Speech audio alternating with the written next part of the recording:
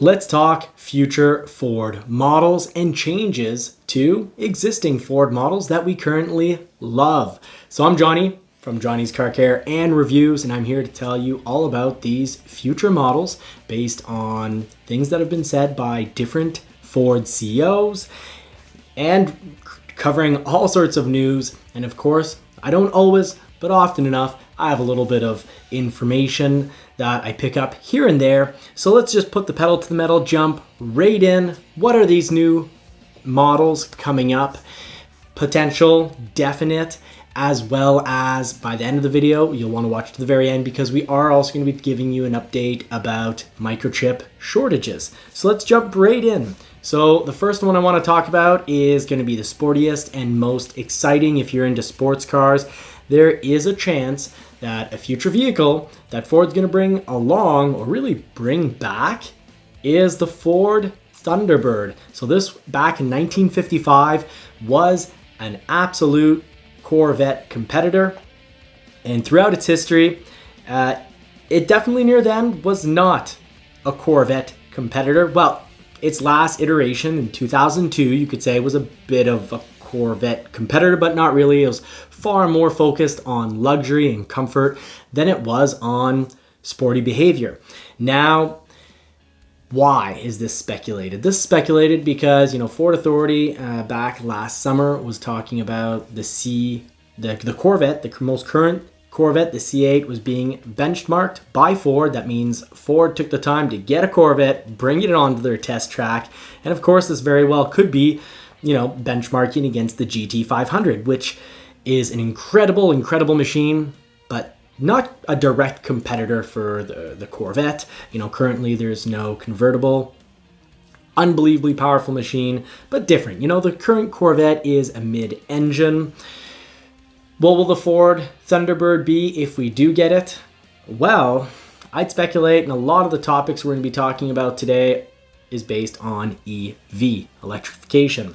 I'll be giving a little talk into information in regards to iron phosphate that Ford is working on. So that's pretty exciting. And that could be relatively soon. But, not that long ago, Jim Farley did say basically that all Ford's icons would be basically all of them would be electrified. And electrified doesn't necessarily mean 100% electric, but it means hybrid or plug-in electric. So if we do get a Thunderbird, I doubt it will be a mid-engine. I think it'd probably be, once again, possibly something that's sporty with a good little mix of luxury, but I would definitely suspect that if they do bring it back, they'll bring it back as an EV. But speaking of more potential vehicles to come up that would be an EV, the Fusion stopped being made in 2020. And well, there's really cool spy photos of the current Fusion looking much more like a Subaru competitor.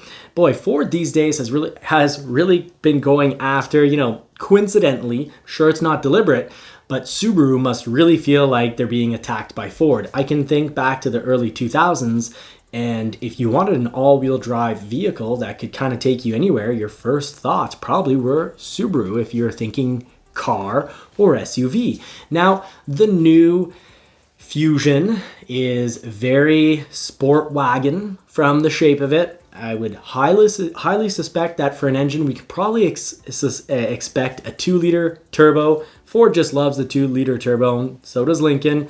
It's a great power plant, generally providing 250 horsepower, 277 pound-feet of torque. It'd be fantastic for something that, will probably be replacing the Ford Edge. But I also highly suspect that it will come as a plug-in because it is a nameplate. It's an icon at Ford. So I suspect for that to come back as a plug-in. Not as much as an icon as the Thunderbird, but speaking of icons, the Bronco is without a doubt an absolute icon.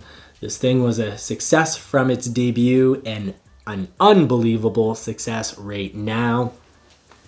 I'd say it's almost certain we will see a plug-in Bronco, and I do suspect it's going to be in the form of a 2.3 liter, which, through the different comments being made at Ford and even over at Volkswagen, Volkswagen heads were, one of the Volkswagen heads, high ups, was talking about the plug-in Ranger not getting quite as much autonomy as they'd like. So definitely going to be a 2.3 liter plug-in Ranger. And I'd say definitely going to have it on the Bronco. The question is just when. Is it going to be a mid-model refresh, meaning it'd be due to come up in 2 years?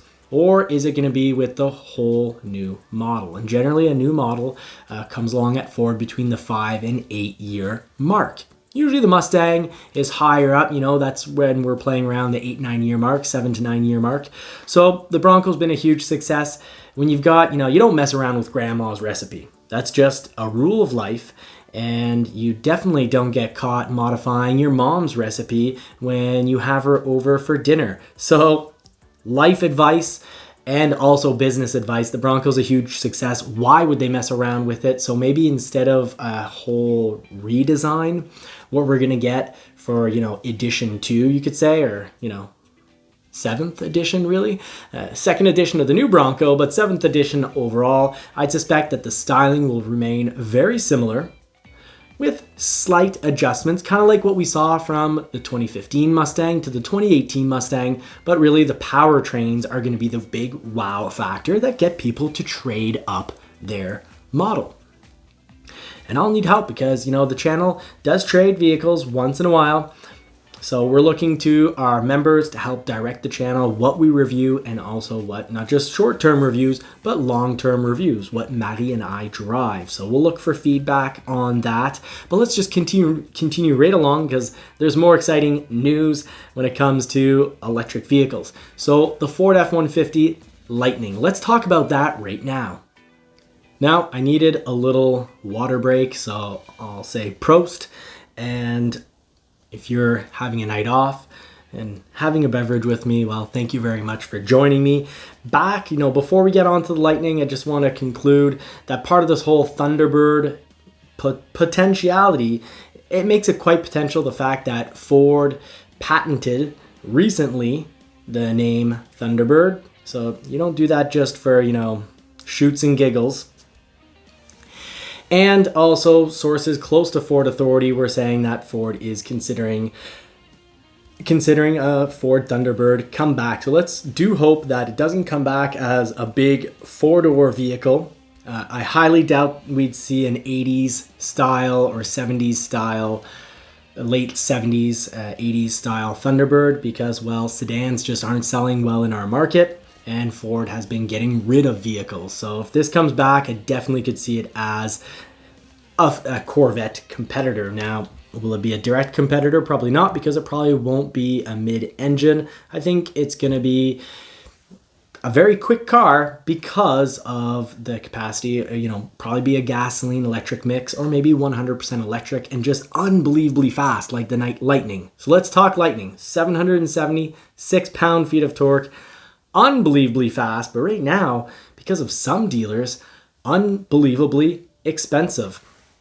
And what do I mean by that? I mean, there's been, some dealers aren't shy about it. They're posting Lightning, offering Lightnings, of course they're not at their dealerships yet, but for $25,000 to $50,000 over markup. Are they going to be selling their demo? Well, if they do, Ford announced that they will get a $25,000 fine. So selling for $25,000 over wouldn't make sense unless they go back to the good old making up clients or discouraging clients from taking possession of the vehicle that they waited for. So any vehicle from any manufacturer currently, you definitely want to get an offer signed. So that's, a lease offer or a finance offer where it's going to say the make, the model, the interest rate, the monthly payment. Get your dealer to sign that. Now, if they say they don't have that sheet, minimum condition, get them to sign. Very simply, get them to sign, your order sheet, your build. Get them to write, we will sell at current internet price and have an interest rate, and have them sign that. And if the vehicle is currently sold out because you're ordering something, let's say a Maverick, and it's the 2022s are sold out, well, get them to write down that they'll sell at the first available internet MSRP price and interest rate. Then you're protected. But Ford, I've been reporting this since last summer. At least in my area, in my region, Ford has been doing name match. And in my area, it's 90%. Now, Ford in the United States, this was put out publicly, so I'm not, putting any insider information on this. This is now common, not common knowledge, but it's news that's been shared, so I'm not leaking anything. But 75% of the orders that a dealer makes needs to end up as name match. So this means that if dealers, when your Lightning, Maverick, whatever model shows up, if they consistently tell clients it's 5, 10, even up to 50,000 K in the case of Lightning, some Lightnings being put on the internet. Well, if the dealers don't just plan on selling the demo Lightning, for example, or any other model like the Maverick, they need to have 75% success rate. So if they lose more than 25% of the people that they ordered for the next month, they are going to have serious problems in regards to allotments. They're going to get a whole lot less. And of course, having more than one violation is going to eventually cause some very serious problems for the dealer. Now, breaking the rules looks like a dealer will face total allocation forfeiture, meaning no allocations given out for a month.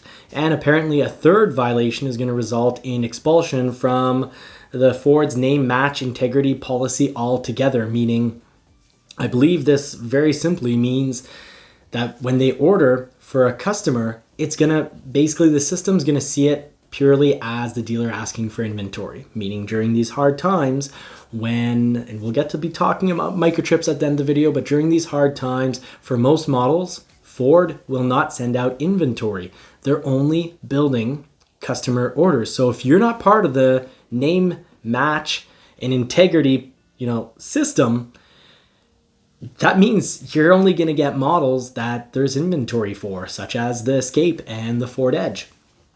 Possibly Mustangs, unless Mustang demand goes up just a little bit higher.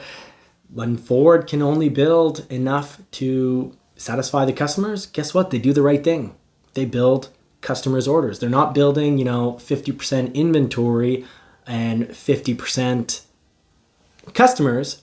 Vehicles, they're just building 100% customers. So in my local region, for example, 100% of F150s are customers' F150s. Now, of course, dealers could make up clients, but now that's pretty strict. And Ford said, to expect that ratio in 2023 for 2023 model year vehicles to go up to 80%. Now, for some reason, I think it's a little higher in my region, but I'm not in the United States. So that's the news I've got on that. And we're going to carry right along. We are going to talk about microchips, and we're also going to be talking about batteries. So speaking of new models, the F-150 Lightning. It's a new model coming up. It's not, far into the future, but it looks like Ford is already possibly considering changing how the battery is made. So they're looking at iron phosphate batteries, which is fantastic because it doesn't use nickel or cobalt. So these batteries would actually be, for the environment, a lot better. And they're not using rare earth minerals. So this would just be a fantastic solution. Hopefully they can get them up to having as much autonomy as lithium ion. So we're gonna have to look at that. But why does it seem that Ford is very seriously considering this? Well, it's words based on, the head guy. The head guy's great, Jim Farley. He's really been getting things moving and shaking at Ford. Just recently he did split Ford into an electric division, really a whole branch. Business dealers are going to be feeling this too. EV versus internal combustion engines. So they split the business, and dealers are going to have to sign up and do new contracts. If they want to be an EV dealer, they're going to have very serious rules to follow, meaning obviously selling at window. And I wouldn't even be surprised if really your reservation that you'll be doing online in the future for your electric vehicle, that's sort of your purchase agreement, and that the dealer is just going to be there for explaining the vehicle, processing, and really making sure that you know what's going on. And really the dealer is going to be sales will be much more like a service department.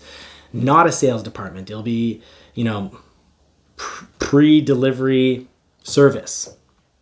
So that's going to be some very interesting stuff brought in by Jim Farley. But Jim Farley also said that he plans on having, iron phosphate batteries, and I'll quote, to first gen, end quote, electric models. So that is fantastic if we can go towards batteries that really batteries that are going to help get these vehicles out. There's been so much demand for the F-150 Lightning. In year 2, Jim Farley has said that the plan is to increase production to 150,000 units. But with all these icons getting electrified, the real problem is having enough batteries. And of course, the environmental impact of lithium ion batteries. So what's really cool is iron phosphate, taking out the rare earth minerals, getting more of these vehicles that I think we're just going to love. I highly suspect that I'm just going to be head over heels for the F-150 Lightning. The only thing that bothers me is the roof doesn't come off. So of course, my dream vehicle is a plug-in Bronco. For me, that's just perfection, and it doesn't get any better than that. Even I'd say a V8 plug-in if I could out of a Bronco, because then you'd have all the sound, and every day I could go to work 100% electric. But I'm just throwing out ideas here. Let's get back to the real news. Okay, the real news.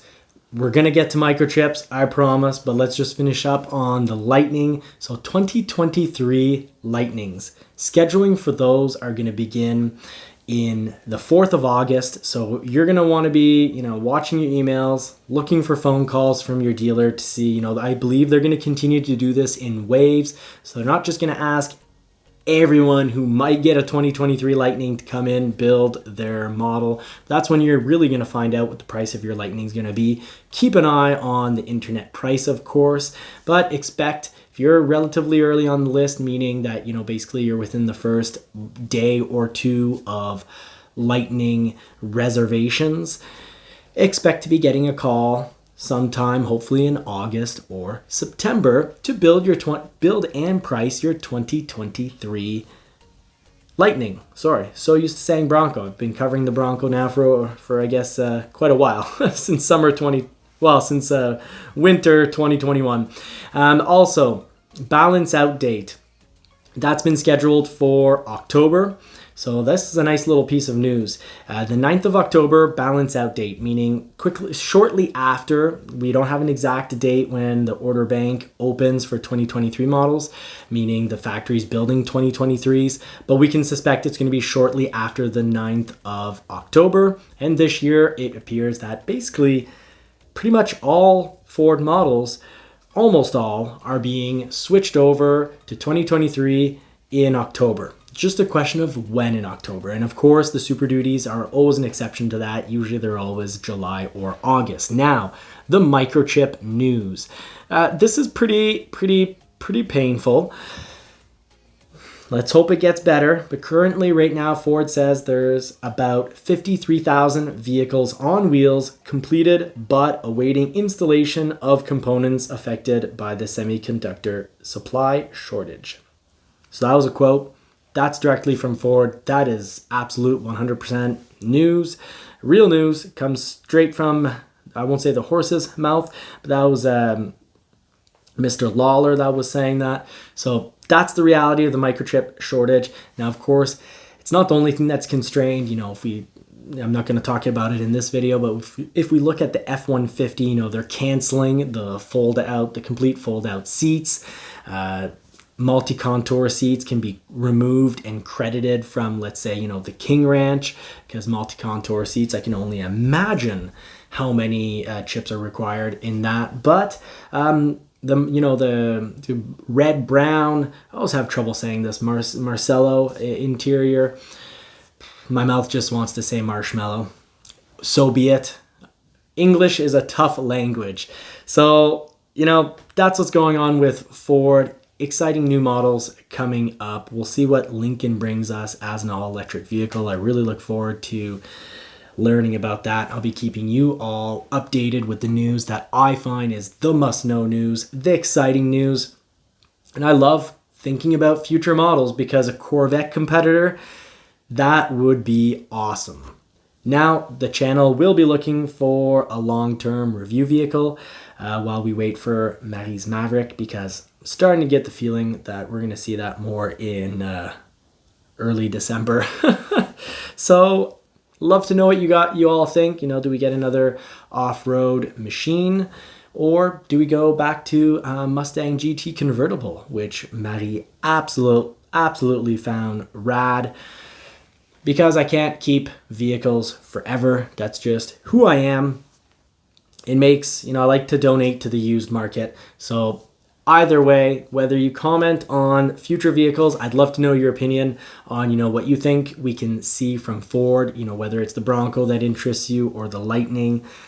Let me know your feedback. Thank you so very much for watching. If you do really want to contribute and help the channel out, please hit that like and subscribe member. And if you want to help really direct the channel, because a lot of my polls, once we get a few members in, I'll be doing private live sessions with Marie, with the members of the community, and, well, polling them and using really their intel on choosing the direction of the channel. So thank you so much for watching. I wish you all a blessed week.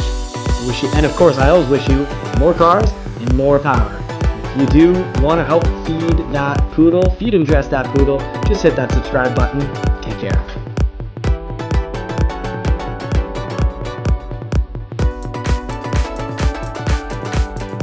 Yeah, how's your inspection going? Like it?